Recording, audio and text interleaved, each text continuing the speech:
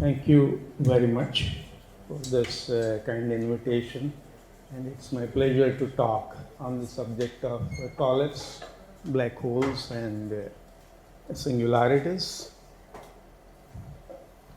The basic plan is collapsing stars, an introduction, recent developments on gravitational collapse studies, and the observational aspects. I would finally make few comments on black hole paradoxes, collapse, and quantum gravity. Okay, the key question here is what happens when a massive star collapses on existing its internal nuclear fuel. We are aware of Chandrasekhar's work, of course, on star collapse and stable configuration limits. But then when the star has a mass which is much higher than the Chandrasekhar limit as well as the neutron star limits, then there is going to be a continual collapse of the star. And the question is, what would be the final configuration that would result from such a collapse? It may be pertinent to recall here the remark by Chandrasekhar made way back in 1935 that it must be taken as well established that the life history of a star of small mass must be essentially different from the life history of star of large mass, and that one is left speculating on other possibilities. That is, when the star has the mass which is much larger and when that collapses, then what is its final fate? We of course know the neutron star formation, but the massive stars burn much faster, and if they are about 10 solar masses, then the star does not endure for more than a few million years, and therefore this issue of gravitational collapse of a massive star has been one of the most fundamental ones at the foundation really of the black hole physics. The key thing to do here is of course to use general relativity as was done by Oppenheimer and Schneider way back in 1939. They considered homogeneous density spherical dust collapse. The important point here is that they had several, features coming for the first time, which is the whole, foundation of our black hole physics as we know. The formation of what we call trapped surfaces, the event horizon, and then the singularity formation, and a black hole region, and the final settling of the collapse to a Schwarzschild geometry. And you are all familiar with this particular picture, but what I would like to highlight here is that the event horizon, which is this particular boundary, forms way earlier than the space-time singularity. This is the most important feature of this particular scenario, Oppenheimer and Schneider. Maybe I should show you right away the key feature here appearing in this particular collapse scenario. The event horizon in fact is forming much earlier than the simultaneous collapse of the star. The cloud is homogeneous. The homogeneous cloud is collapsing at one particular moment of the time much later when the space-time singularity formed. However, the event horizon would form here. This you can calculate in much way earlier, and therefore the singularity is fully covered by the collapse. Okay, let me just go back and you see. Okay, this is some historical part, let me not just go into it, but all that I wanted to say was further to the Oppenheimer and Schneider scenario. This is the picture kind of we developed for the Schwarzschild black hole, and then many applications, astrophysical applications have been developed and so on. All right, so summarize this particular part. The key point is the following. When you have, average star, typically it will go to a white dwarf, whereas if you have a large mass star, then it will go to either a neutron star or a continual collapse and a black hole. This is the paradigm that we kind of developed based on the Oppenheimer-Schneider collapse. Let us just consider recent developments. After the Oppenheimer and Schneider model, for a long time, the exact collapse calculations were very few because of the complexity of the Einstein equations. We made this particular scenario based on Oppenheimer-Schneider collapse, but the question still remained, because as I pointed out to you, the Oppenheimer and Schneider scenario is very idealistic in the sense that fully homogeneous collapse, spherical symmetry, the pressures are neglected, only dust collapse and so on and so forth. And in that, this kind of formation of black hole happened. However, the question is, if we have a more realistic configuration, would there be same kind of scenario or the situation happening? So, since the exact calculations were so difficult, that gave rise to this particular question or a hypothesis that any star collapse makes a black hole only, hiding the singularity, the ultra dense region behind an event horizon of gravity. So the question is, will a star with pressure, non-zero pressures, with some rotation included, with inhomogeneities, the density is higher at the center and so on, will that go the same way as the Oppenheimer-Schneider way? And this is the conjecture. Here it is important to remark on singularity theorems one comment. What do we know actually? The general relativity does imply under reasonable physical conditions, the existence of space-time singularities.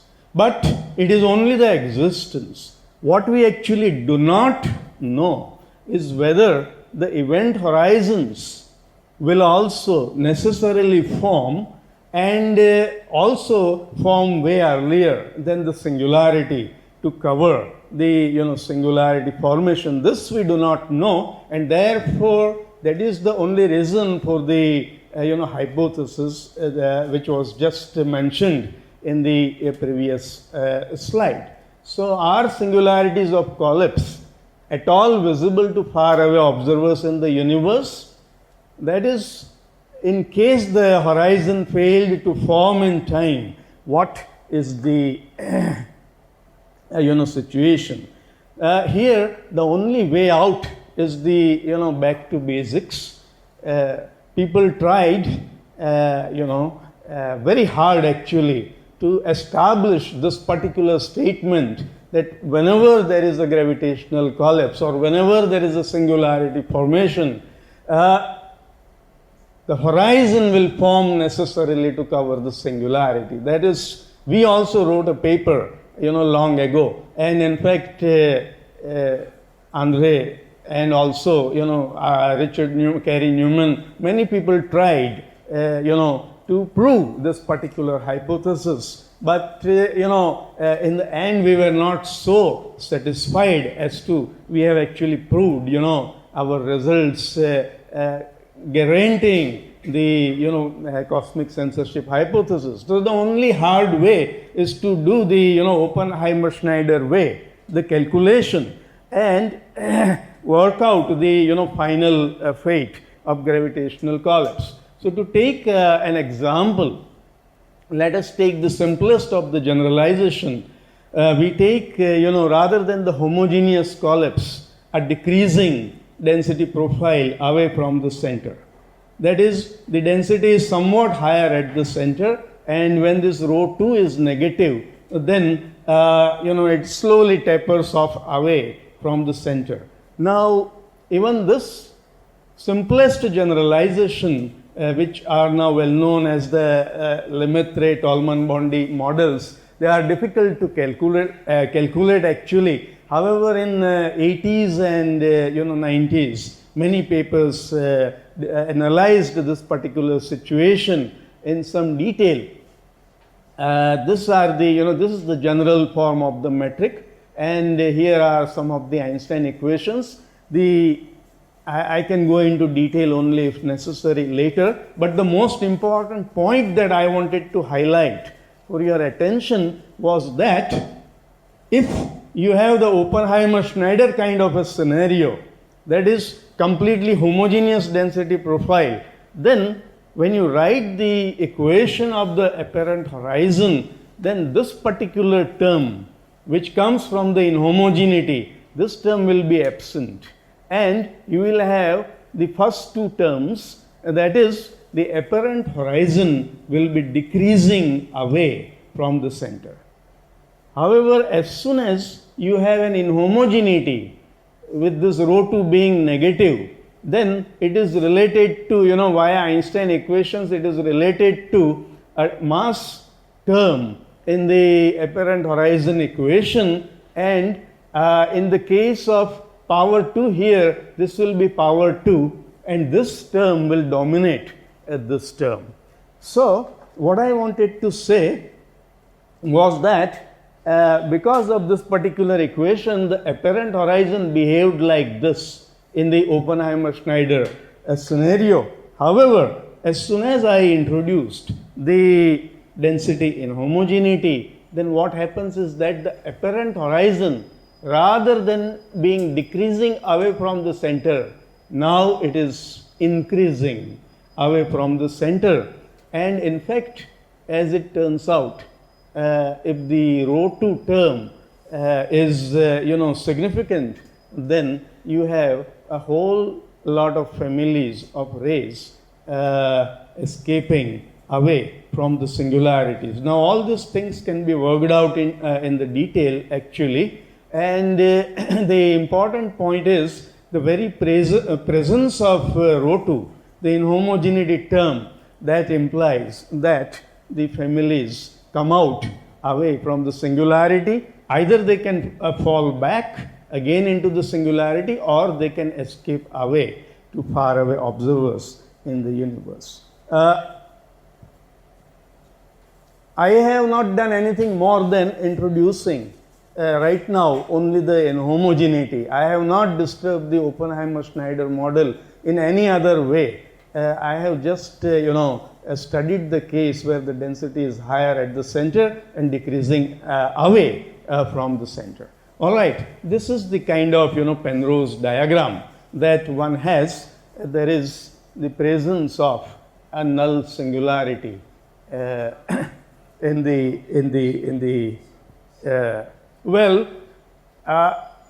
subsequent to this, many studies have been made of gravitational collapse. Some of these developments have been listed here.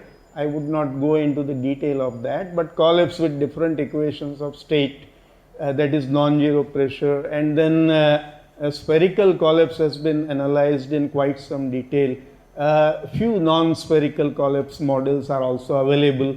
Self-similar and scalar field collapse, critical phenomena, numerical models, Chopchuk and others have studied. There have been quantum gravity issues discussed in the context of black hole and naked singularity formations. Especially if there is a naked singularity forming, then the quantum gravity will be quite important in the vicinity of the same. And can you at all visualize that? There are genericity and stability aspects and so on. And finally, the observational implications. Well, the point is, if this naked singularities develop as collapse final states, then several issues arise. In any case, all these collapse models can be taken for us as hints as to how to prove cosmic censorship. We will have to avoid, all this, we will have to throw all this collapse models somehow, remove them from, we have to call them unphysical or whatever in order to really arrive at the cosmic censorship hypothesis, because since we cannot prove it directly, so this is the only way. Study collapse models and then fine tune your cosmic censorship hypothesis, because we don't have a definite statement of the same. All right, I will just state the general scenario here. All I wanted to say was that actually you can write down the apparent horizon equation in quite some detail for non-zero pressures and an equation of state. And at this particular quantity which describes the behavior of apparent horizon is actually a very calculable quantity. Calculable in terms of the initial data given for the collapse of the star and the possible evolutions allowed by the Einstein equations. So the important point is apparent horizon equation really governs the final fate of the collapse one way or the other.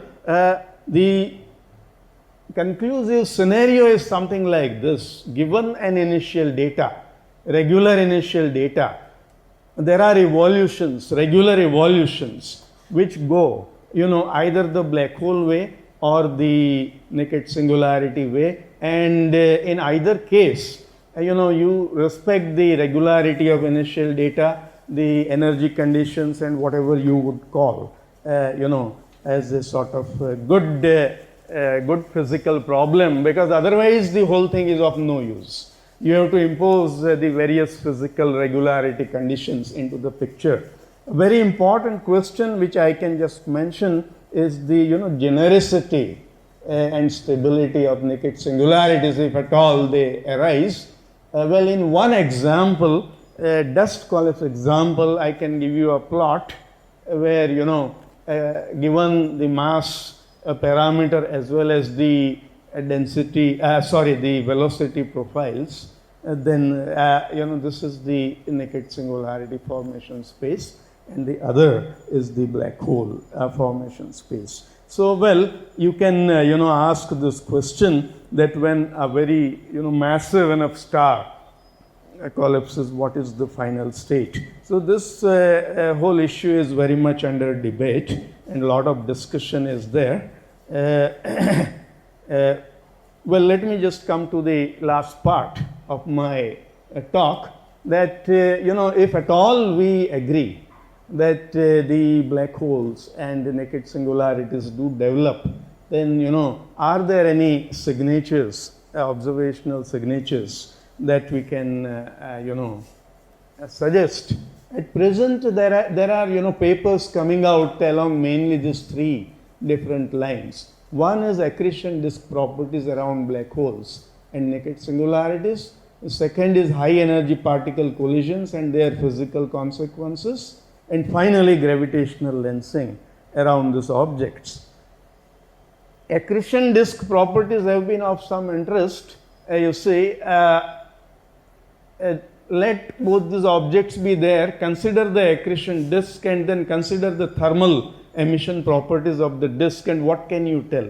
So, as a few interesting physical differences develop, and this can be used to distinguish these two objects. In particular, in one example, it was found that whereas for the Schwarzschild black hole there is a sharp cutoff because of the scope at the 6m, and there are no stable orbits below that. However, in the naked singularity case with the same mass, you have a high frequency tail appearing, you see, because the stable circular orbits in this particular case go well below, very close to the singularity. So at least in principle there could be some possibility to distinguish these objects if we at all take them to be of any reality in nature. We have studied, with Mandar Patil in detail the high energy particle collisions. Joe Silk and others studied those around black holes, but if there is no horizon, then several fine tunings which are needed in the case of black hole are avoided, and you have kind of fairly generic kind of particle collision mechanism, and the Japanese group Nakao-san and various others have studied these issues in quite some detail. All right, I think I will not go into the detail of gravitational lensing, but I'll just mention this another issue that is partly relevant. There has been a big debate in recent years as to whether a black hole can gobble up and accrete a lot of matter, and then whether it overspins or whether it can be overcharged.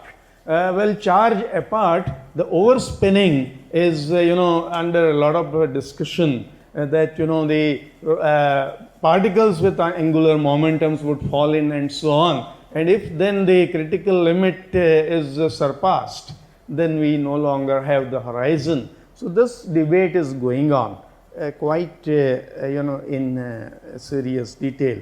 All right, all these things, just to summarize my conclusions, all these things are of much interest, because now we have the issue, we have the projects such as the Event Horizon Telescope.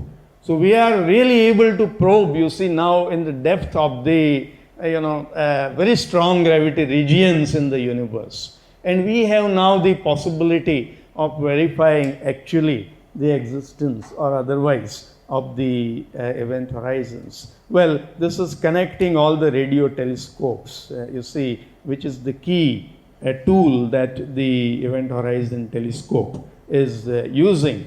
All right,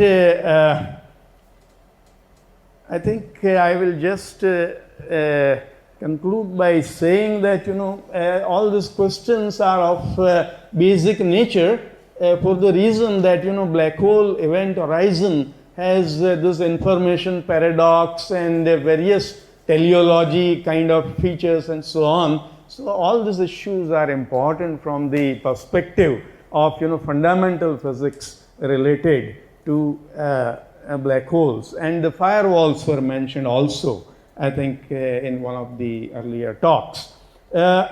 Some details are available in this particular publication, but eventually, as I was discussing with Param, who is here, suppose, we do not believe in singularities. So, suppose the quantum gravity is resolving eventually all the singularities. Still, there will be a basic difference in the black hole case and the naked singularity case in the following sense. Even if the singularity is resolved fully, in the black hole case, that resolved region, which is of thousands of Planck regions or so on, it is strictly contained within the event horizon. Whereas if this kind of a scenario is actually taking place, then that resolved quantum gravity region is in principle visible. So therefore, people like Robert Wald have asked these questions that, are we really coming face to face with quantum gravity, just in case, this hypothetical objects occur in nature? And I think it's an interesting question. Well, this is a plot from a paper that we wrote, using the loop quantum gravity. It was with Rituparno Goswami and Paramprit Singh. What we found in the toy model that we were, working with was that as the collapse progressed, because of the quantum gravity, there were emissions. The matter was, evaporating away. However, in the very final stage of the collapse, the quantum gravity generated effective negative pressures were so high that there was, a burst-like emission burst like evaporation of the cloud in the very final stage of the center, close to the center. Well, this is very idealized toy model, but it is kind of typically very suggestive that quantum gravity can, at least in a very toyish kind of a situation, give you a resolution of the singularity or the naked singularity. I mean, you don't like the singularity or the naked singularity anyway. You want them to be resolved, and the question, important question, is can quantum gravity resolve it? All right. So, as Wald pointed out, as GR implies the existence of strong gravity regions where both quantum gravity and general relativity come into their own. So, if they are visible, then as Wald questioned, if censorship fails, then in a literal sense, we would come face to face with the laws of quantum gravity. There is considerable discussion on all these issues. To conclude, the theory as of now of black hole and naked singularity formation at the classical level within the general theory of relativity seems to be on somewhat reasonable footing. There are many unresolved issues actually, especially regarding the genericity, stability, rotating collapses, and so on and so forth. But at some level we have some understanding.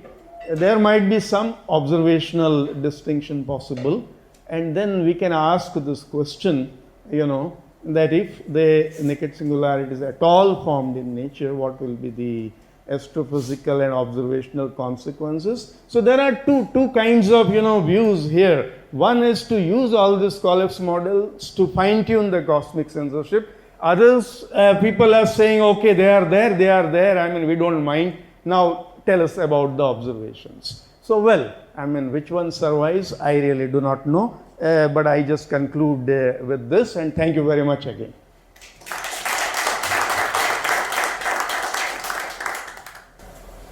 Very good, thank you. I had a question about the LTV model you showed, with negative rho 2.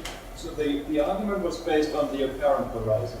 Yes. It's not ways to get out, but then your Penrose diagram showed the event horizon, which in a collapse process is usually different from the apparent horizon. So even if non-rays get out of the apparent horizon, it doesn't mean that they actually get out of the event horizon. Yeah. In fact, what we do, I didn't give the full details. Actually, what we do here is what I showed was just a typical scenario, but then we work out actually the families of null geodesics in full detail, and that's one major exercise. So what you ask is you solve the null geodesic equations, reduce them to first order, and then ask the question, are there families of null geodesics or time lag geodesics or so on, which in the past go back in the singularity and which in future go to far away external observers. So there are such families that has been explicitly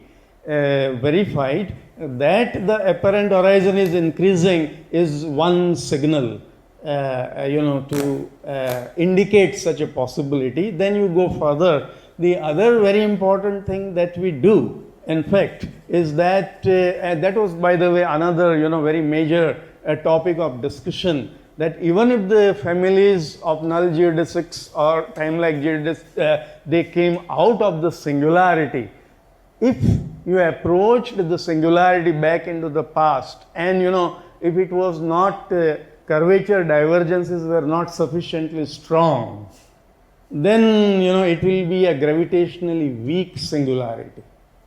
So then such singularities will be in principle removable. Then the conditions were given in fact by André Krolak and Kerry Newman and also Chris Clark, and in detailed series of papers. So what is really a strong curvature singularity? So then it was verified that in some of the examples, LTB for example, a really strong curvature singularity, as strong as either the Schwarzschild or Big Bang kind of scenario, it arises. So all these checks and details have to be gone into. There are many details into that. Yeah. Okay, and then that probably depends on more details of the density profile, or is it still just rho 2? The detail is the following, to tell it in a very brief summary. If you have extremely small rho 2, arbitrarily small, then the families do come out, but then they fall in. But then if you are beyond a critical rho 2, its magnitude is sufficiently larger, then the families go out. But still I am talking about one particular class of LTB models. LTB models have two free parameters. One is the mass function, another is the velocity profile. So if you allow for the velocity profile also, then even more detailed or more interesting varieties are available. But in the simplest of the model, it is the magnitude of rho 2 that tells you that the rays go and reach the far observers. As you point out, with a bunch of examples of naked singularities in hand, one is faced with a choice of either just giving up on cosmic censorship, saying that that conjecture is just not true, or refining the conjecture in such a way that gets rid of that class. Hawking has proposed that one could refine it by saying that one only wants to consider matter models that don't themselves, in the absence of gravity, make singularities. And that would, for example, get rid of all dust models and therefore all LTB models. So do you think Hawking's proposal is physically reasonable? And if not, why not? Yeah, I think it's extremely reasonable, interesting, welcome. I mean, the only thing is, there's a whole lot of people, astrophysics people, when you talk to them, they say that I want to study perfect fluids, I want to, have an equation of state, I want to study collapse, I'm not interested in vacuum general relativity, for example. But even in vacuum general relativity, we have not been able to establish cosmic censorship anyway. So that also, a lot of effort has been made. My own take is, this all shows the complexity of the Einstein theory and, what all is possible. But there are very differing, perceptions. Some astrophysicists or, many general, like I was talking to Bill Bonner many years ago. No, I am very happy with perfect fluids. Tell me everything about the perfect fluid collapse, but I want an equation of state, P equal to K rho, to begin with, say for example. So then we, did that. And I have not gone into the detail of that, but that is a very interesting system, perfect fluid collapse. If we, if you look into that system, it has been, studied with self-similarity, by, many people and, without the self-similarity assumption also. But if you study with self-similarity assumption, then I can just tell orally that the entire problem reduces to finding roots of a quartic equation. If the quartic has real positive roots and the coefficient of the quartics, code the initial data of the collapse. So, it's a beautiful, it's learning about gravitational collapse. I would, put it that way. Now, it's everybody's take. I think the opinions are, so different on cosmic censorship. But these examples are definitely there, and they are not one or two, by the way. The whole plethora of things, many groups, many European groups, Japanese groups, several groups have worked, and, all sorts of systems have been studied. Okay. So, what is the role of if an isotropic shear is present? So, suppose, as someone looked at, suppose you have a perfect fluid collapse, in presence of perfect fluids, there is also some sort of anisotropy which is initially present. Oh, that's a very good point. Thank you.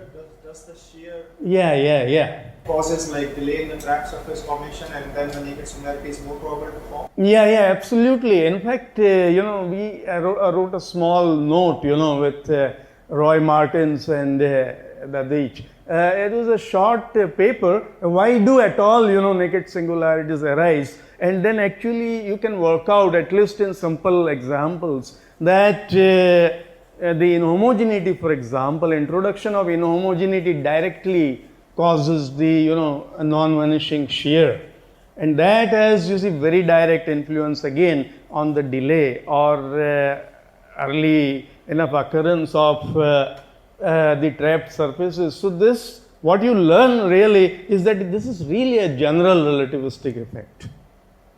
Because you see, inhomogeneity we know, Newtonian, density higher at the center and so on. But Einstein equations then create the shear effects. And those shearing effects which really create the delay or early enough. Like in the Oppenheimer-Schneider model, so shear will be completely vanishing. As soon as I have rho 2 or inhomogeneity, then the shear is non-zero. Thank you. Okay. Next question. Comments, remarks?